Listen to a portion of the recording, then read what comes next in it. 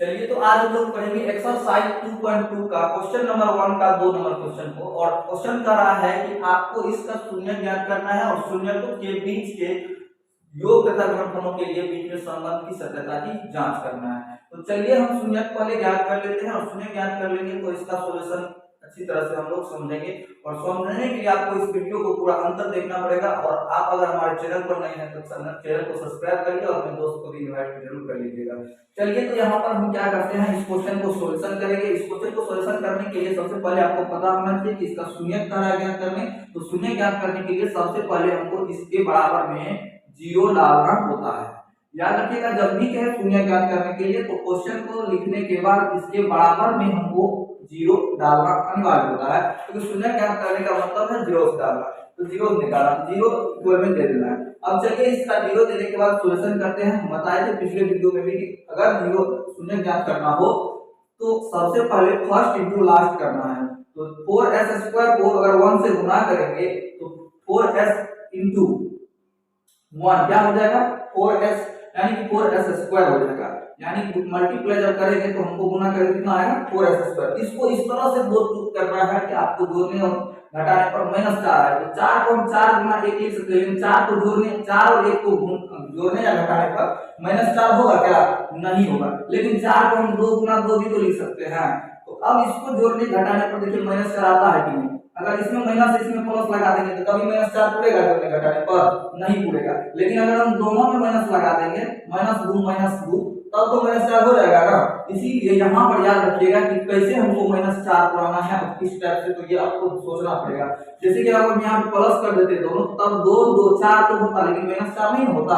अगर एक को माइनस रखते एक को प्लस रखते तब 2 जोड़ने या घटाने पर 0 हो जाता, क्योंकि एक प्लस एक माइनस है।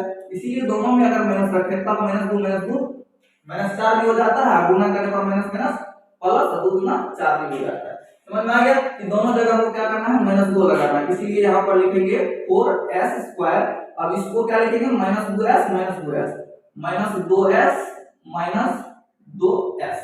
दोनों जगह s 2s लिख दिए, 4 को 4s हो गया। और बाहर प्लस में जो है वो सेम टू सेम लिख देना, मतलब बीच वाले को सिर्फ तोड़ना है।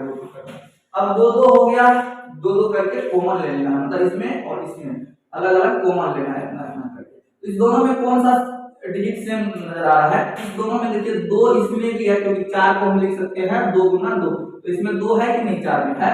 और s भी इसमें भी है इसमें भी, अर्थात तो दोनों में हमको 2s दोनों में है, 2s दोनों में है। तो 2s हम दोनों में से ले लेते हैं, तो इसमें से 2 बच जाएगा, क्योंकि 4 में रहता है 2 गुना 2, 2 चले गया तो क्या बचा 2।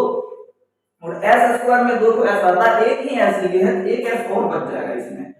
इसमें से देखिए 2 भी ले लिए और s भी ले लिए, तो कुछ नहीं है, इसके गुना में 1 छुपा रहता है। इसीलिए यहाँ पर हम लोग क्या करेंगे 2s जब ले लेंगे तो यहाँ पे 1 बच जाएगा। ठीक है।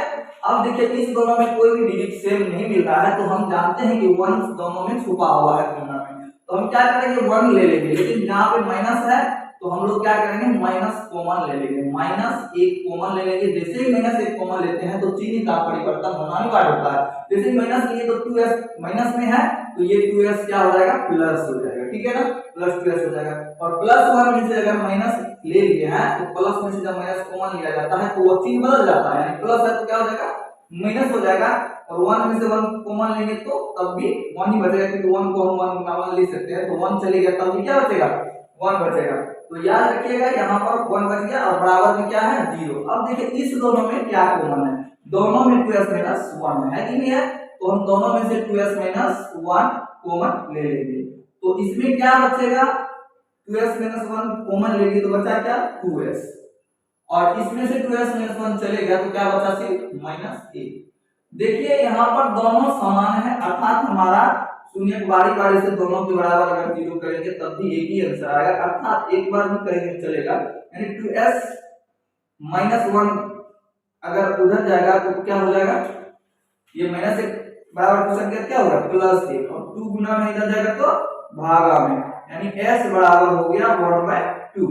इसी प्रकार पुनः दूसरा इस साइड भी करेंगे तो वही सेम डिजिट आएगा, यानी कि -1 उधर गया तो क्या हो जाएगा +1 हो जाएगा, यानी 2s बराबर +1। और 2 गुना में इधर जाएगा तो भाग में, यानी s बराबर 1/2। देखिए दोनों का मान सेम ही आया है, अर्थात हमारा शून्य एक अल्फा ये हो गया हमारा माना कि, और ये बीटा हो गया, ठीक है ना। तो अल्फा बीटा हो गया। जांच करते समय हम बताए थे कि एक को अल्फा लेना है, एक को बीटा लेना है। अल्फा प्लस बीटा पर पहले सूत्र के आधार पर जांचेंगे, तो सूत्र के आधार पर माइनस बी बाय ए होता है। तो हम बताए थे कि अभी तुरंत बताए कि फर्स्ट वाले के गुणक स्क्वायर के गुणक में जो रहता है वो ए कहलाता है, और यहाँ पर जो होता है वो बी कहलाता है, सी कहलाता है। तो यहाँ पे हमारा माइनस बी लेना है, तो माइनस का माइनस किया, और बी का वैल्यू कितना है, बी की जगह कितना है -4 है। तो एक पहले से माइनस है, और एक सूत्र बी का वैल्यू -4। अब ए का वैल्यू ढूंढना है। ए कौन है, फर्स्ट वाले का, जैसे हम बताए थे a x square plus b x plus c होता है। तो फर्स्ट वाले के गुणक को ए करते हैं, इसको बी करते हैं, इसको सी करते हैं। तो यहाँ पे क्या है 4 है ना, तो ये ए हो गया तुम्हारा। तो यहाँ पर माइनस माइनस प्लस, तो 4 बाय क्या आ गया 4, तो करके कितना हो जाएगा 1, समझ में आ गया। इसी प्रकार अब हमको दूसरे ये तो सूत्र पर आ गया, अब योग करके भी देखते हैं कि एक आता है कि नहीं। तो पहला क्या है, अल्फा का वैल्यू 1/2 और बीटा का वैल्यू 1/2, दोनों को जोड़ेंगे एलसीएम लेंगे तो 2 हो जाएगा। 2 1 जा 2, 1 से 1 को गुना करेंगे 1, फिर 2 1 जा 2, 1 से 1 को गुना करेंगे 1, यानी कि बीन का जोड़ कर लेंगे तो 2 2 कट गया, तो दोनों का वैल्यू क्या आ गया 1 आ गया। तो ये हमारी सत्यता अल्फा प्लस शून्य का योग का जांच सत्यता हो गया, ठीक है ना। अब शून्य का योग के आधार पे तो जांच कर लिए, अब हमको क्या करना है, गुणनफल के आधार पे जांच करना है। अल्फा इंटू बीटा सी बाय ए होता है।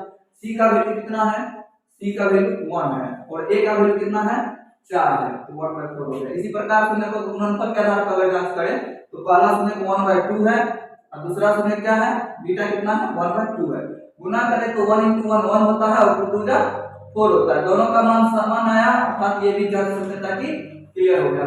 आशा रखते हैं समझ में आ गया होगा। समझ में थोड़ा सा अगर दिक्कत हुआ हो तो वीडियो को पीछे करके एक बार पूरा देखिएगा, समझ में आ जाएगा। और अगर वीडियो समझ में अच्छा तरह से आ गया है तो आप वीडियो को लाइक करके अपने दोस्तों को भी शेयर करिएगा। चैनल पर नए हैं चैनल को सब्सक्राइब कर लीजिए। चलिए आपके लिए धन्यवाद।